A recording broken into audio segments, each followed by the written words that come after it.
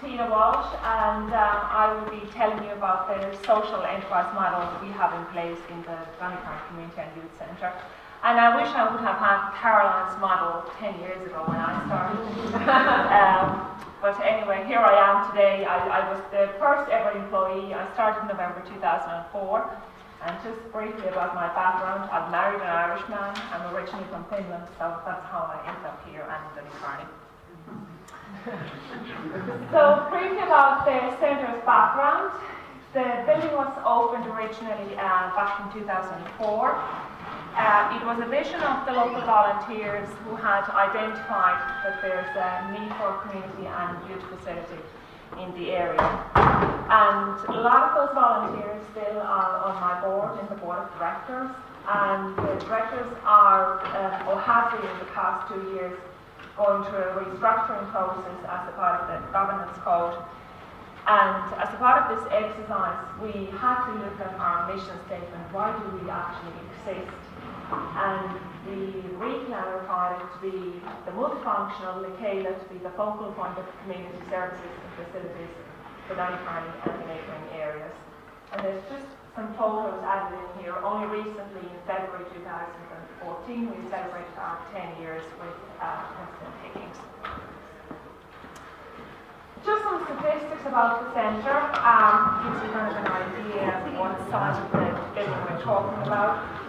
It's not that big, it's 3,200 square metres. We have 7 multi-purpose rooms, and we also have a number of tenants. We have a quite large youth centre in the premises. We have a Montessori and an after school, and then we have a number of community and voluntary organisations renting office space from us. Most of our staff are employed. When I started in 2004, I made a conscious decision that we're not going to use employment programs, we're going to employ our own staff, because I felt if we as an organisation, if we're not in a position to employ our staff, why do we exist in the first place? Recently, about a year ago, I took on my first employment program person, and one of our caretakers is on a TUS placement.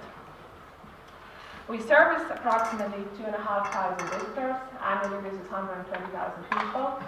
We open 50 weeks a year, 83 hours a week, and last year we facilitated 8,500 hours of bookings.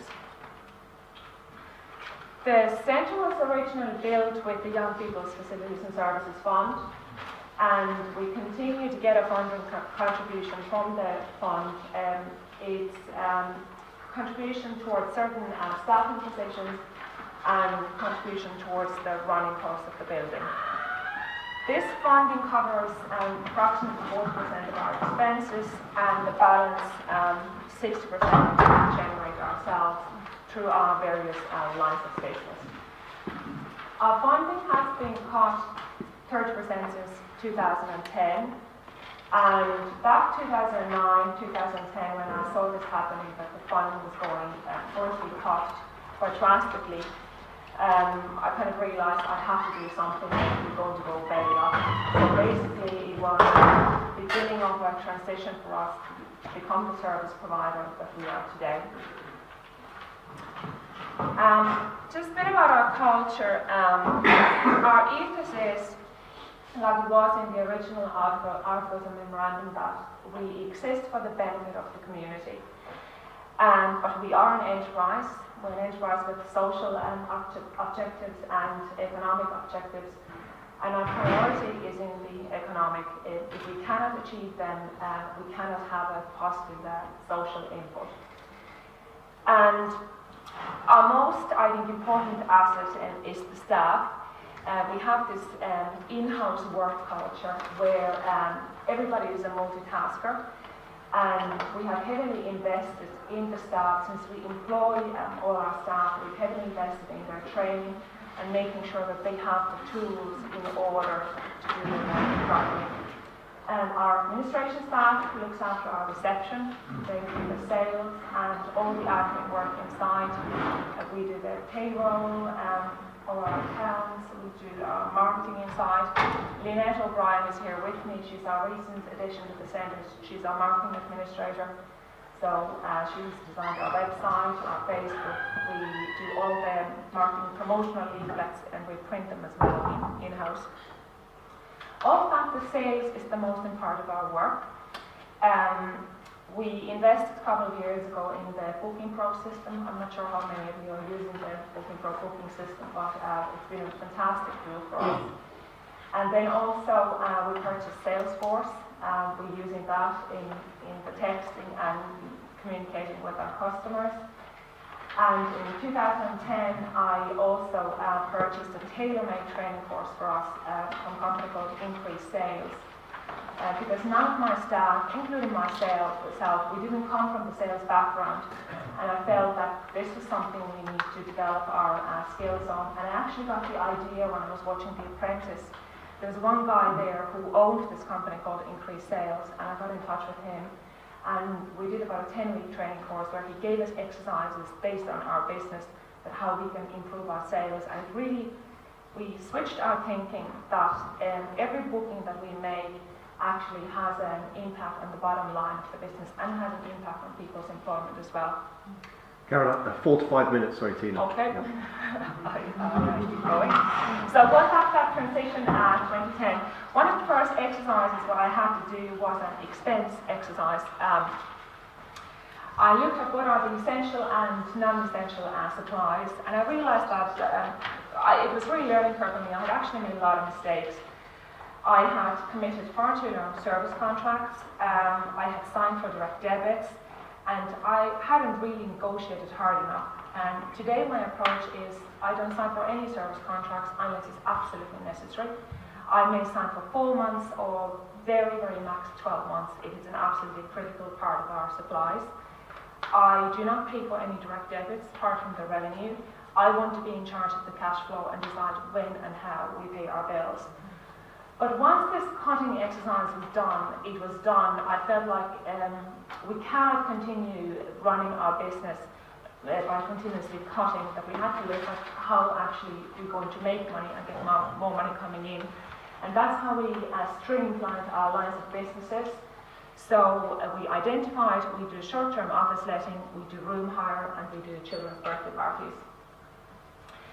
The short-term office letting, the tenants have to fit into the ethos of the centre. Since the building is owned by Dublin City Council, they have put in a clause that all the tenants must have some sort of a social purpose in their activity. And I have a personal preference then for tenants that deal with visitors rather than do outreach work. Because those visitors that these tenants bring into the centre, we want to see them as potential customers. They may want to book a room with us, they may participate in a training course, or they may refer us to their friend, and they add under our footfall. And then our room hire, we started to develop packages. We, for our fitness and sport customers, we did this term time slots and specific term time pricing. Our problem was that the customer, they were dictating they wanted to book 4 to 6 week slots, but we had to sell 7 to 8 week slots. So we created this price structure which was benefiting for them. It's basically based on a model, more you book, less you pay. And that way we were able to fill our autumn, spring and winter calendar with sections and terms. And then during holidays like of Easter and summer, we have developed summer camp term time pricing. Meeting is, the meeting packages, we're developing the room and food packages, and that was one of the reasons why I advertised for the enterprise consultant. It's our weakest area at the moment. I think the reason being that in the past number of years, people have reduced the training that they're doing, and that's definitely an area for growth, and that's something that I need to advise on, how can we grow this area. And the third is the timetable customers. They're actually the customers of our customers. They're people who don't directly spend money with us, but I realise that if my customers are not busy, I'm not going to be busy. So part of Lynette's role is to communicate with these customers, and we're trying to engage with them and making sure that all our fitness classes are fully booked, and we're trying to do our best with various different incentives to help our hires. Then our last line of business, what we started was 2010, was this children's birthday parties. It started very slowly, just with the room only, but we quickly realised that people wanted to have packages. So we developed a number of packages, and constantly, even as a mother, I'm constantly looking around what different packages we can develop and what can we physically facilitate in the centre. So I've contracted a number of party hosts, and we do everything in-house. Like, for example, we do goodie bags and decorations, and we order supplies from China or whichever country we can get them cheapest from, and we then prepare all these additional items ourselves. And this has been, without this children's birthday party business idea, I think it really has been our saviour. It's been a lot of hard work, but definitely a growing area for us.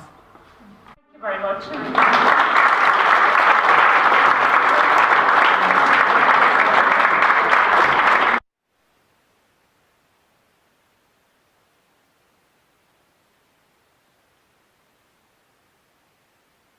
From there.